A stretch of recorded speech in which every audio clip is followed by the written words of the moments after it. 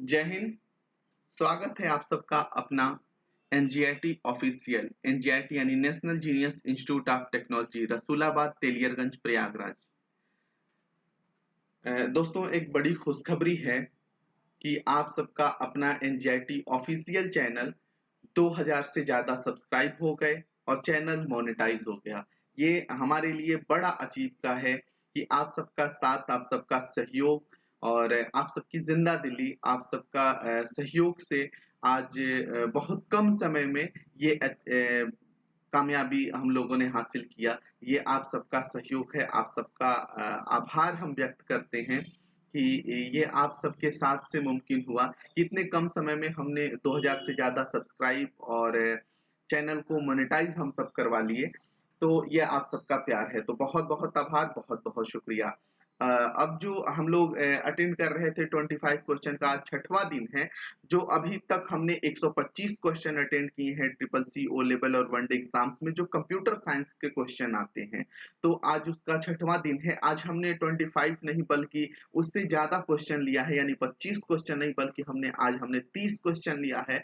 और भी इसमें निखार लाया जाएगा और इसमें बेहतर किया जाएगा और इसमें अच्छी क्वालिटी दी जाएगी। लगातार इस पे काम किया जा रहा है, इस पे देखा जा रहा है। और आज का जो सेगमेंट है, आज का जो 30 क्वेश्चन का जो आपका ये सेगमेंट है वो आज शुरू करते हैं। तो आइए पहले क्वेश्चन से हम शुरू करते हैं। पहला क्वेश्चन है आपका, निम्न में से, यानी इसमें भी 4 ऑप्शन दिया है। इसमें दे रहा है कि निम्न में से कौन सा कंप्यूटर का बुनियादी कार्य नहीं है। बुनियादी मतलब बेस, यानी कंप्यूटर का कौन सा बुनियादी कार्य नहीं है। किसमें से? तो 4 ऑप्शन दिए गए हैं। ऑप्शन ए है डाटा को प्रोसेस करना, ऑप्शन बी है टेक्स्ट को स्कैन करना, ऑप्शन सी है इनपुट को स्वीकार करना और ऑप्शन डी है डाटा को स्टोर करना। इसमें ऑप्शन फर्स्ट पे देखा जाए तो डाटा को प्रोसेस करना, ऑप्शन सेकंड को देखा जाए तो टेक्स्ट को स्कैन करना और ऑप्शन सी को देखा जाए तो इनपुट को स्वीकार करना और ऑप्शन डी को देखा जाए तो डाटा को स्टोर करना। इसमें देख के ही पता चलता है कि जो टेक्स्ट को स्कैन करता है, यानी टेक्स्ट को स्कैन करना कंप्यूटर का बुनियादी कार्य नहीं है, यानी ऑप्शन बी सही है इसमें। अब हम आते हैं नेक्स्ट क्वेश्चन पे। नेक्स्ट क्वेश्चन है आपका, कंप्यूटर निम्नलिखित में से कौन सा कार्य नहीं करता है। यानी इसमें 4 ऑप्शन दिए गए हैं, आपके चारों ऑप्शन में से ही पूछ रहा है कि वो कौन सा ऑप्शन सही है जो कंप्यूटर नहीं करता है। तो ऑप्शन फर्स्ट पे नजर डालें। ऑप्शन फर्स्ट है आपका प्रोसेसिंग, ऑप्शन सेकंड है आपका अंडरस्टैंडिंग और ऑप्शन थर्ड है आपका इंप्यूटिंग और ऑप्शन डी है आपका, यानी ऑप्शन फोर्थ है आपका आउटपुटिंग। यानी इसमें आप जब कंप्यूटर साइंस पढ़ते हैं तो कंप्यूटर पे जो हम इनपुट देते हैं उसी का वो आउटपुट देता है प्रोसेस करके। इसमें कंप्यूटर अपने तरफ से कुछ नहीं करता है, उसकी खुद की समझ नहीं होती है, वो खुद से अपने से कुछ नहीं करता है, यानी कंप्यूटर में अंडरस्टैंडिंग नहीं होती है। यानी ऑप्शन सेकंड सही है, ऑप्शन बी सही है कि जो कंप्यूटर है वो अंडरस्टैंड नहीं करता है। ऑप्शन है आपका बी सही, यानी कंप्यूटर अंडरस्टैंडिंग नहीं करता है। अब हम आते हैं ऑप्शन नेक्स्ट क्वेश्चन पे। नेक्स्ट क्वेश्चन है आपका, इनपुट का आउटपुट में रूपांतरण किसके द्वारा किया जाता है। यानी इनपुट का आउटपुट में रूपांतरण किसके द्वारा किया जाता है। ऑप्शन अगर देखा जाए तो ऑप्शन अगर फर्स्ट देखा जाए तो होता है मेमोरी, ऑप्शन बी देखा जाए तो स्टोरेज, ऑप्शन सी देखा जाए तो सीपीयू और ऑप्शन डी देखा जाए तो इनपुट आउटपुट यूनिट। यानी जो आपका है इसमें देखा जाए तो ऑप्शन फर्स्ट जो दे रहा है वो है मेमोरी, ऑप्शन सेकंड जो देखा जाए वो है स्टोरेज, ऑप्शन जो थर्ड देखा जाए तो वो है सीपीयू और ऑप्शन फोर्थ जो देखा जाए तो वो है इनपुट आउटपुट यूनिट। यानी इनपुट का आउटपुट में रूपांतरण कौन करता है, तो वो सीपीयू करता है। अब हम आते हैं अगले क्वेश्चन पे। अगले क्वेश्चन है आपका कि एटीएम क्या होता है। अगला क्वेश्चन क्या है, एटीएम क्या होता है। इसके पिछले सेगमेंट को अगर देखा जाए तो पिछले सेगमेंट में क्या दे रहा था कि एटीएम का फुल फॉर्म क्या होता है, हमने उसी से क्वेश्चन उठाया है कि एटीएम क्या होता है। ऑप्शन अगर देखा जाए तो ऑप्शन अगर फर्स्ट पे देखा जाए तो बिना स्टाफ के नकदी देन, और ऑप्शन सेकंड पे देखा जाए तो बैंकों के स्टाफ मुक्त युक्त काउंटर, और ऑप्शन थर्ड पे देखा जाए तो बैंकों की शाखाएं, और ऑप्शन डी देखा जाए, ऑप्शन फोर्थ देखा जाए तो इनमें से कोई नहीं। यानी जो एटीएम होता है वो बिना स्टाफ के नकदी देन होता है, यानी स्टाफ उसमें एटीएम में नहीं होता है और वो पैसे को देन करता है। अब इसमें अगर ऑप्शन देता कि पैसे की लेन देन, तो पैसे की लेन देन एटीएम से नहीं होती है बल्कि सिर्फ और सिर्फ देन होती है, यानी इसमें बिना स्टाफ के नकदी देन है, यानी यही आपका ऑप्शन सही है। अब हम आते हैं अगले क्वेश्चन पे।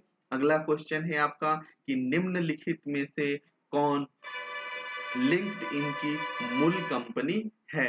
निम्नलिखित में से कौन लिंक्डइन की मूल कंपनी है। ऑप्शन पे अगर नजर डालें तो ऑप्शन फर्स्ट है आपका गूगल, ऑप्शन सेकंड है आपका एप्पल, और ऑप्शन थर्ड है आपका माइक्रोसॉफ्ट, और ऑप्शन फोर्थ है आपका नॉन ऑफ दिस, यानी इनमें से कोई नहीं। यानी जो आपका निम्नलिखित में से यानी इन चार ऑप्शन में से जो लिंक्डइन की मूल कंपनी है वो है माइक्रोसॉफ्ट, यानी जो आपका थर्ड ऑप्शन है यानी माइक्रोसॉफ्ट वो आपका सही है। अब आते हैं हम नेक्स्ट क्वेश्चन पे। नेक्स्ट क्वेश्चन है आपका कि निम्न में से किस बैंक ने, यानी जो चार ऑप्शन दिया है उसी में से पूछ रहा है कि निम्न में से यानी चार ऑप्शन में से भारत में पहली बार क्रेडिट कार्ड पेश किया है।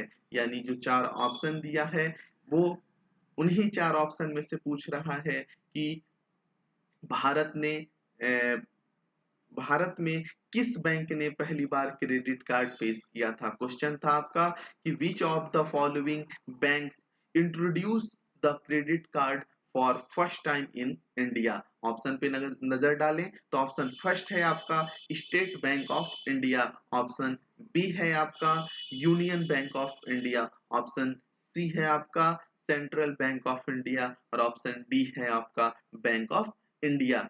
तो इसमें आपका सेंट्रल बैंक ऑफ इंडिया यानी सेंट्रल बैंक ऑफ इंडिया ने क्या किया था, पहली बार भारत में क्रेडिट कार्ड लॉन्च किया था, क्रेडिट कार्ड पेश किया था।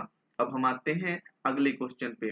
अगला क्वेश्चन है कि निम्न में से कौन, यानी जो आपका चार ऑप्शन है निम्न में से कौन, यानी नीचे दिए हुए जो चार ऑप्शन है आपके उन चार ऑप्शन में आईएसओ द्वारा प्रमाणित भारत का पहला बैंक है।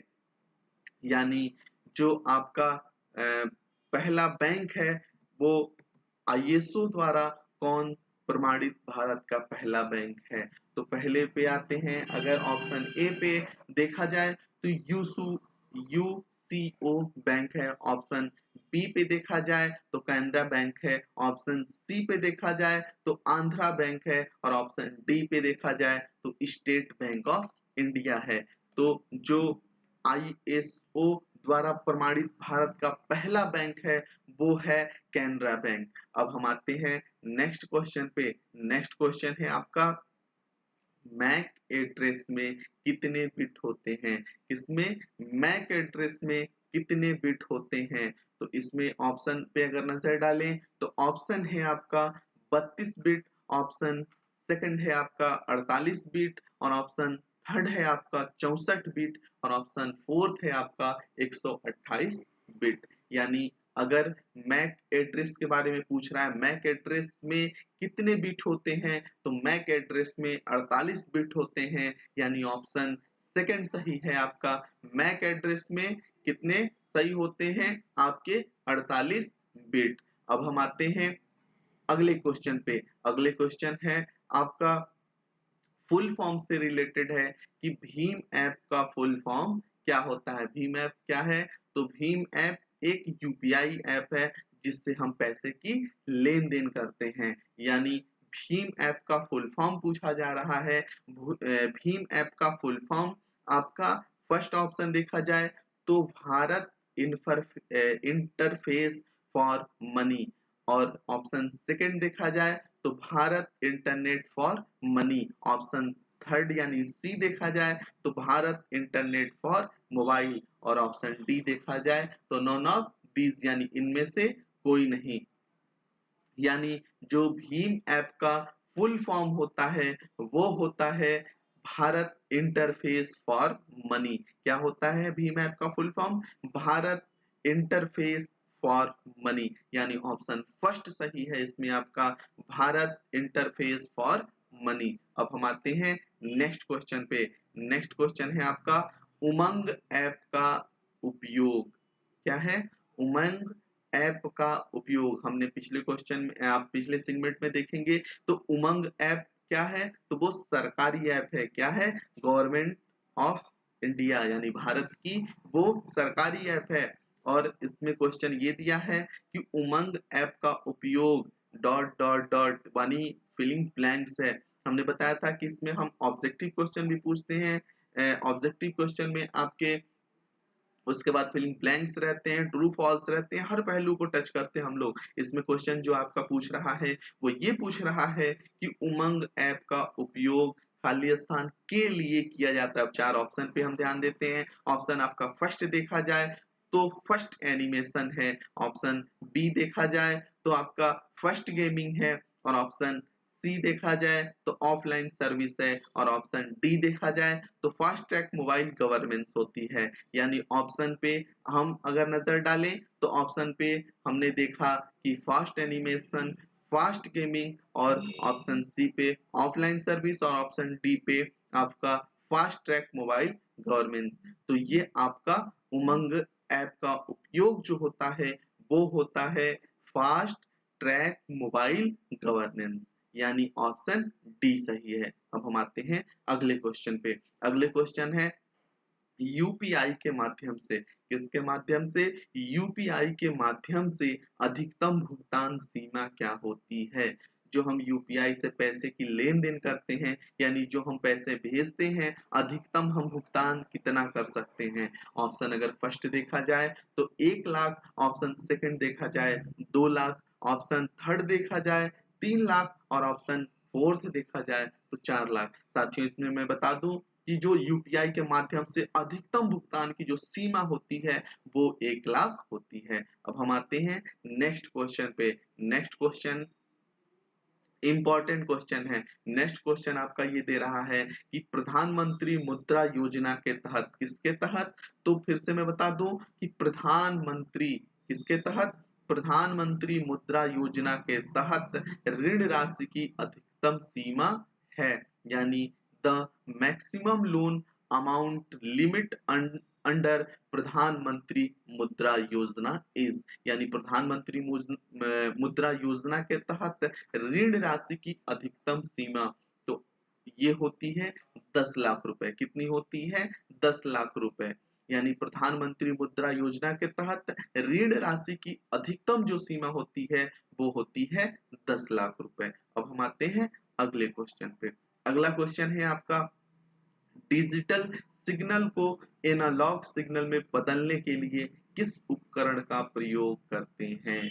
यानी हम जो डिजिटल सिग्नल को, किसको? डिजिटल सिग्नल को एनालॉग सिग्नल में इंटरचेंज बदलने के लिए हम किस उपकरण का उपयोग करते हैं? ऑप्शन अगर फर्स्ट पे देखा जाए तो एडीसी, ऑप्शन सेकंड देखा जाए P2M, और ऑप्शन सी देखा जाए तो डीएसी, और ऑप्शन डी देखा जाए तो PWM। यानी इसमें जो सही है वो आपका DAC सही है। यानी जो हम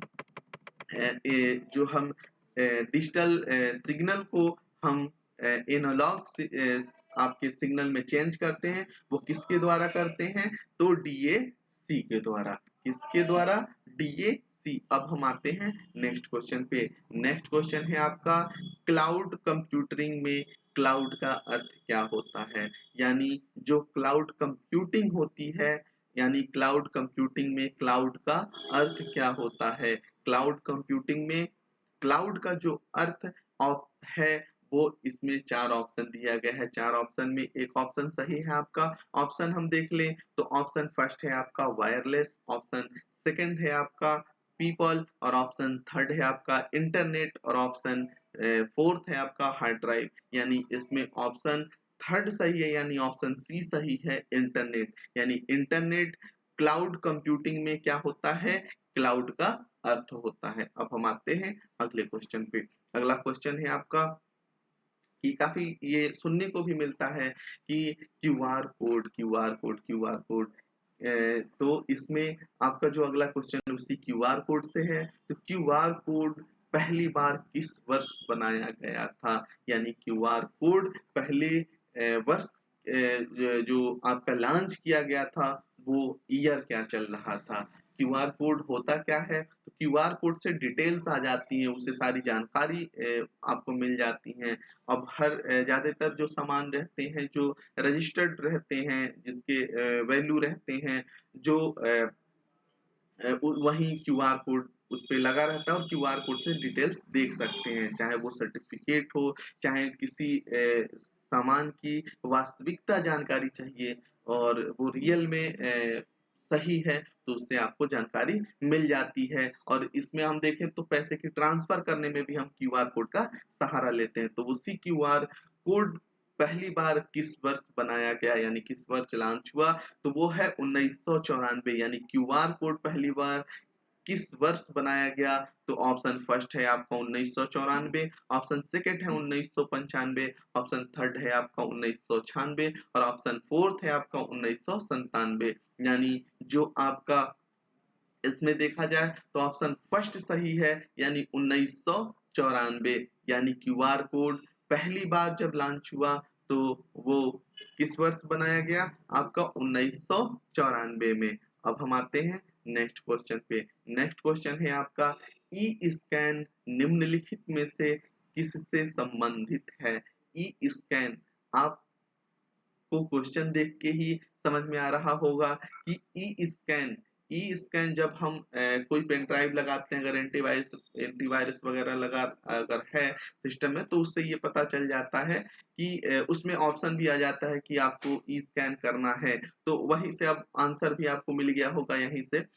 फिर भी हम आपको क्वेश्चन पढ़ देते हैं और ऑप्शन चारों पढ़ देते हैं कि क्वेश्चन है आपका ई स्कैन निम्नलिखित में से किससे संबंधित है? ऑप्शन फर्स्ट है आपका एंड्रॉयड, ऑप्शन बी है आपका विंडोज और ऑप्शन सी है आपका एंटीवायरस और ऑप्शन डी है आपका माइक्रोसॉफ्ट। यानी ऑप्शन फर्स्ट पे अगर नजर नजर डालें तो वो है एंड्रॉयड, ऑप्शन बी पे अगर नजर डालें तो वो है विंडोज और ऑप्शन सी पे डालें तो एंटीवायरस। हमने वही बताया कि जिस सिस्टम में, जिस कंप्यूटर में, जिस लैपटॉप में आपका एंटीवायरस रहते हैं, अगर कोई पेन ड्राइव लगाएंगे, कोई डेटा लगाते हैं तो वो स्कैन के लिए आता है यानी वही ई स्कैन है। और वो स्कैन करने के लिए ऑप्शन आता है तो किससे आता है? वो एंटीवायरस।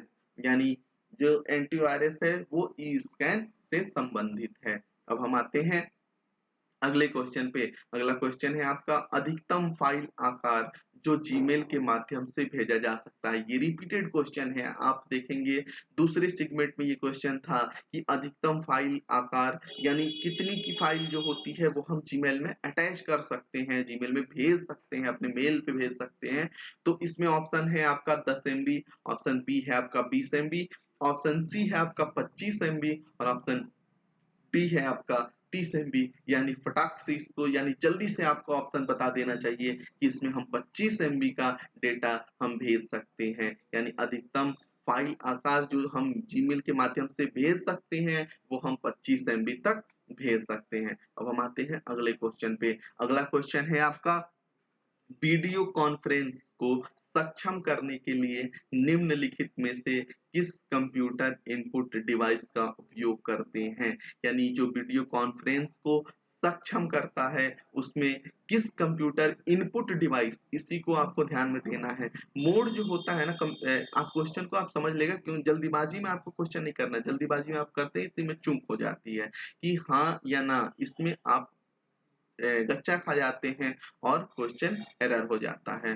फिर ये लगता है कि हमारा एक क्वेश्चन सही हो जाता तो हमारा सिलेक्शन हो जाता। इसमें क्वेश्चन आप ध्यान देंगे तो जो लास्ट में कह रहा है इनपुट डिवाइस का उपयोग करते हैं किसमें, तो जो हम वीडियो कॉन्फ्रेंस को सक्षम यानी वीडियो कॉन्फ्रेंस में जब हम करते हैं तो उसमें हम आपका इनपुट डिवाइस का उपयोग करते हैं। ऑप्शन अगर फर्स्ट देखा जाए, ऑप्शन ए देखा जाए तो डिजिटल कैमरा होता है, ऑप्शन बी देखा जाए तो वेबकैम होता है, ऑप्शन सी देखा जाए तो वॉइस रिकॉग्निशन होता है और ऑप्शन डी देखा जाए तो माइक्रोफोन होता है। यानी ऑप्शन बी पे यानी सही है वेबकैम। वेबकैम क्या होता है? वेबकैम इनपुट डिवाइस होती है जो कंप्यूटर में लगती है और उसी के जरिए हम वीडियो कॉन्फ्रेंस पे हम मीटिंग अटेंड कर सकते हैं। अब आते हैं अगले क्वेश्चन पे। अगला क्वेश्चन है आपका, स्क्रीन पर प्रदर्शित होने वाले सिग्नल डॉट को क्या कहते हैं? यानी जो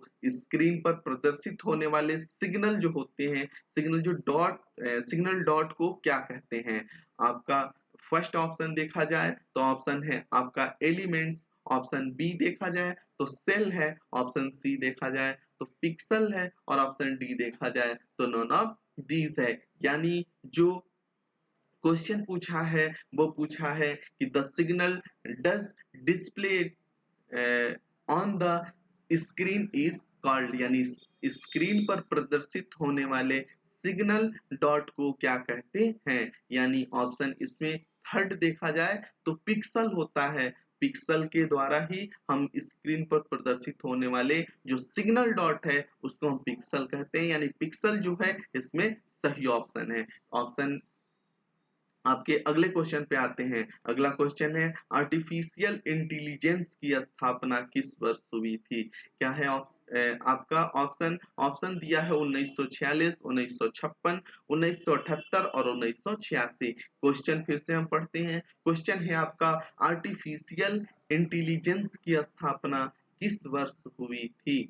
ऑप्शन फर्स्ट पे अगर नजर डालें तो वो है 1946, ऑप्शन सेकंड पे नजर डालें तो वो है 1956, ऑप्शन थर्ड पे अगर नजर डालें तो 1978 और ऑप्शन फोर्थ पे अगर नजर डालें तो वो है 1986। यानी आर्टिफिशियल इंटेलिजेंस की स्थापना जो है 1956 में हुआ है। यानी किस वर्ष हुआ है? किस वर्ष स्थापना हुआ है? तो 1956 में। अब हम आते हैं अगले क्वेश्चन पे। अगला क्वेश्चन है आपका, व्हाट्सएप ग्रुप में किसी व्यक्ति को उल्लेख्य करने के लिए इनमें से किस प्रतीक का उपयोग करते हैं? हिंदी में है क्वेश्चन तो समझ में नहीं आ रहा होगा। मैं आपको ऐसे बता दूं व्यवहारिक रूप से कि जब हम किसी ग्रुप में कोई मैसेज करते हैं तो अगर किसी ग्रुप के सदस्य को, जो ग्रुप में उसमें लोग हैं, उनको हाईलाइट करके यानी उनको नोट करके, उनको हाईलाइट करके अगर हमें कोई संदेश लिखना है या उनको हमें नोट कराना हो तो हम कैसे कर सकते हैं? इसमें ऑप्शन आपका ए दिया है, आपका हैज, ऑप्शन सेकंड है आपका at the rate, option C है और ऑप्शन डी है आपका डॉलर। यानी व्हाट्सएप ग्रुप में किसी व्यक्ति का उल्लेख करने के लिए जो हम यूज करते हैं यानी उस व्यक्ति को हाईलाइट करने के लिए हम एट द रेट का यूज करते हैं। अब हम आते हैं अगले क्वेश्चन पे। अगला क्वेश्चन है आपका, आरटीजीएस क्या है? आरटीजीएस, आरटीजीएस किस वर्ष शुरू किया गया था? यानी जो आपका आरटीजीएस है, आरटीजीएस किस वर्ष शुरू किया गया था? तो इसमें ऑप्शन अगर देखा जाए तो ऑप्शन आपका फर्स्ट है 2006, ऑप्शन सेकंड है आपका 2008, ऑप्शन थर्ड है आपका 2010 और ऑप्शन फोर्थ है आपका 2015। यानी आरटीजीएस जो शुरू किया गया था वो चल रहा था ईयर 2010। यानी ऑप्शन थर्ड सही है। यानी 2010 में आरटीजीएस शुरू हुआ था। अब हम आते हैं अगले क्वेश्चन पे। अगला क्वेश्चन है आपका, निम्नलिखित में से किस प्रोटोकॉल का उपयोग किया जाता है जिसके माध्यम से ईमेल संलयन के साथ ऑडियो और वीडियो भेजा जा सके? यानी जो हम मेल भेजते हैं, मेल में किस प्रोटोकॉल के तहत यानी किस प्रोटोकॉल के माध्यम से हम ईमेल में संलयन यानी अटैच हम ऑडियो और वीडियो भेज सकते हैं। तो आपका जो फर्स्ट ऑप्शन है पीओपी, ऑप्शन सेकंड है एमआईएमई, ऑप्शन थर्ड है आपका आईएमएपी और ऑप्शन फोर्थ है आपका एफटीपी। यानी इसमें एमआईएमई के द्वारा किसके एमआईएमई के द्वारा हम ईमेल में हम ऑडियो और वीडियो भेज सकते हैं। अब हम आते हैं अगले क्वेश्चन पे। अगला क्वेश्चन है आपका बहुत ही आसान क्वेश्चन है जो सोशल नेटवर्क पे है, जो आजकल तो ज्यादा से ज्यादा स्टूडेंट अगर देखा जाए तो काफी लोग इंस्टाग्राम चलाते हैं, तो ये क्वेश्चन आप बता ले जाएंगे, इजीली बता ले जाएंगे कि इंस्टाग्राम पे हम कितने सेकंड का वीडियो अपलोड कर सकते हैं। यानी इंस्टाग्राम पे कितने सेकंड का वीडियो अपलोड किया जा सकता है। इसमें है आपका 25 सेकंड, आपका है बी ऑप्शन 35 सेकंड और ऑप्शन सी है आपका 45 सेकंड और ऑप्शन डी है आपका 60 सेकंड यानी 1 मिनट। यानी इंस्टाग्राम पे अगर देखा जाए तो जो वीडियो लोड किया जा सकता है, जो वीडियो अपलोड किया जा सकता है वो है 60 सेकंड यानी 1 मिनट का। अब हम आते हैं अगले क्वेश्चन पे। अगला क्वेश्चन है आपका विंडोज 10 में टास्क बार किस स्थान पर स्थित नहीं हो सकता है। यानी विंडोज 10 में टास्क बार किस स्थान पर स्थित नहीं हो सकता है। यानी विंडोज 10 में जो टास्क बार होता है वो कहाँ पे स्थित नहीं हो सकता है। ऑप्शन अगर देखा जाए तो ऑप्शन फर्स्ट है आपका टॉप, ऑप्शन सेकंड है आपका बॉटम, ऑप्शन थर्ड है आपका लेफ्ट और ऑप्शन फोर्थ है आपका मिडिल। यानी ऑप्शन आपको जो हमने देखा वो इसमें फोर्थ देखा जाए यानी मिडिल में आपका जो हम टास्क बार नहीं ले सकते। यानी विंडो 10 में टास्क बार हम मिडिल में नहीं ले सकते हैं। अब हम आते हैं अगले क्वेश्चन पे। अगला क्वेश्चन है आपका इन Libre office writer the wizard found in विच मेनू। यानी लिब्रे ऑफिस राइटर में विजार्ड किस मेनू में पाया जाता है। यानी जो आपका लिब्रे ऑफिस राइटर में विजार्ड किस मेनू में पाया जाता है। अगर ऑप्शन पे नजर डालें तो ऑप्शन फर्स्ट है आपका एडिट मेनू, ऑप्शन बी है आपका फाइल मेनू, ऑप्शन सी है आपका व्यू मेनू और ऑप्शन डी है आपका नन ऑफ दीज। यानी लिब्रे ऑफिस राइटर में विजार्ड किस मेनू में, यानी जो विजार्ड किस मेनू में पाया जाता है तो वो है फाइल मेनू। यानी लिब्रे ऑफिस राइटर में विजार्ड किस मेनू में पाया जाता है तो वो फाइल मेनू में। अब हम आते हैं अगले क्वेश्चन में। अगला क्वेश्चन है आपका what is means by e cheque. यानी ई चेक का अर्थ क्या होता है। क्या है क्वेश्चन अगर हम देखें तो ई चेक का अर्थ क्या होता है। यानी ऑप्शन पे अगर नजर डालें तो ऑप्शन है आपका ऑनलाइन शॉपिंग, ऑप्शन सेकंड है आपका इलेक्ट्रॉनिक चेक, ऑप्शन थर्ड है तो थर्ड है आपका ई कॉमर्स और ऑप्शन डी है आपका यानी ऑप्शन फोर्थ है आपका नॉन ऑफ दीज। यानी जो ई चेक होता है वो ई चेक होता है इलेक्ट्रॉनिक चेक। हम क्वेश्चन ही देख के समझ जा रहे हैं कि जो आपका इलेक्ट्रॉनिक चेक है वही ई चेक है। यानी इससे आंसर पता चल गया। अब हम आते हैं अगले क्वेश्चन पे। अगला क्वेश्चन है आपका which is proceed in information by computer process। यानी कंप्यूटर प्रोसेस द्वारा सूचना में किसे संसाधित किया जाता है। यानी कंप्यूटर प्रोसेसर द्वारा किसके कंप्यूटर प्रोसेसर द्वारा सूचना में किसे संसाधित किया जाता है। ऑप्शन अगर फर्स्ट देखा जाए तो इनपुट, ऑप्शन सेकंड देखा जाए नंबर, ऑप्शन थर्ड देखा जाए डाटा और ऑप्शन फोर्थ देखा जाए तो प्रोसेसर। यानी जो कंप्यूटर प्रोसेसर द्वारा सूचना में जो सूचना किससे संबंधित है, किससे संसाधित किया जाता है तो वो डाटा के द्वारा। अब हम आते हैं अगले क्वेश्चन पे। अगला क्वेश्चन है आपका कि लिब्रे ऑफिस राइटर में वर्ड काउंट का विकल्प किस मेनू में उपलब्ध है? क्वेश्चन है आपका, इन Libre office writer word count option available in विच मेनू? यानी लिब्रे ऑफिस राइटर में वर्ड काउंट का विकल्प किस मेनू में उपलब्ध है? ऑप्शन फर्स्ट पे देखा जाए तो एडिट, ऑप्शन सेकंड पे देखा जाए टूल्स, ऑप्शन थर्ड पे देखा जाए तो फॉर्मेट, और ऑप्शन फोर्थ पे देखा जाए तो विंडो। यानी जो आपका इसमें ऑप्शन बी पे, यानी ये ऑप्शन बी टूल्स सही है। लिब्रे ऑफिस राइटर में वर्ड काउंट जो होता है, वर्ड काउंट का विकल्प जो है वो किस मेनू में है? तो टूल्स में है। आज की सेगमेंट की सबसे लास्ट क्वेश्चन, और ये सेगमेंट थोड़ा लंबा हो गया है लेकिन इंपॉर्टेंट क्वेश्चन है, इसको अटेंड करना है। लास्ट क्वेश्चन है आपका, लिब्रे ऑफिस में दस्तावेज को प्रिंट करने के लिए निम्नलिखित में से किस शॉर्टकट कुंजी का प्रयोग करते हैं? आप यहाँ देखेंगे तो किसी भी, चाहे वो लिब्रे ऑफिस हो, चाहे वो माइक्रोसॉफ्ट ऑफिस हो, कोई भी मैटर हो जिसको हमें प्रिंट करने के लिए वो ये पूछ रहा है कौन सी शॉर्टकट की का प्रयोग करते हैं। ऑप्शन में अगर देखा जाए तो shift plus P, option second पे देखा जाए तो control plus P, option third पे देखा जाए तो control plus shift plus P, और ऑप्शन डी देखा जाए तो नॉन ऑफ दीज। यानी इसमें आपका सेकेंड सही है, यानी कंट्रोल प्लस पी से क्या होता है, हम प्रिंट देते हैं।